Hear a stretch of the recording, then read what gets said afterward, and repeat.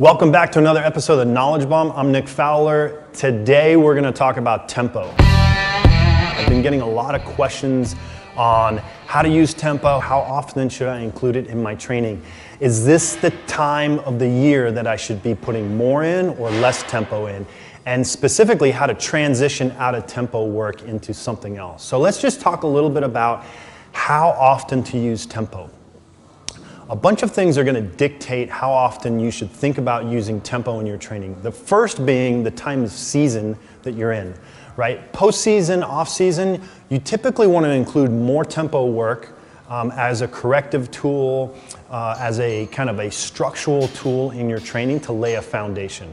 Once you start transitioning out of the off-season and into kind of a pre-season, which we're right around that time right now. I usually, pre-season, depending on if you're training for the open games or regionals, is sometime around, December, January, depending on who you are.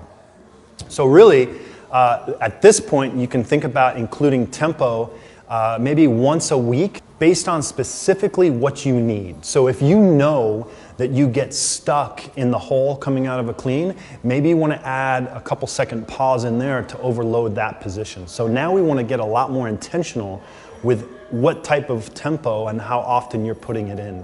So instead of taking this generalistic approach where you're trying to put tempo everything, now you want to specifically throw it in where you need it. A couple examples I can think of are overhead stability. So if you know overhead stability is a priority of yours, maybe it comes up in handstand walking, maybe in the catch and a snatch, maybe barbell cycling, overhead, you just start to fatigue. So you can specifically include tempo in some push presses where maybe it's a 3-second pause at the top of this position. Another great place to put tempo is in pulls off the floor. So specifically deadlifting, if you know that you have a weak position, right, relative to a 1RM or maybe even just being able to cycle barbells, looking at where you break down mechanically, you can put a couple second pause into that position. The final considerations for tempo this time of year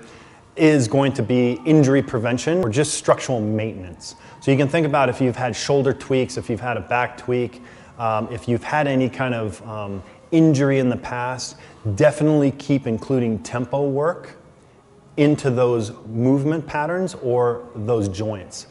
The biggest one that comes up for me is shoulder injuries or shoulder tweaks, right? So think about including some tempo work. It can be in the form of a warm-up or the pieces at the end. You can simply think about Powell raises, Cuban presses, single arm dumbbell presses at tempo, right? Slow, methodical, controlled repetitions that's going to help strengthen and keep you healthy. So, should you be using tempo this time of year, November? Short answer is yes. Make sure you know why you're using it. Make sure you're using tempo to directly influence performance and to keep you healthy as we get into the competition season.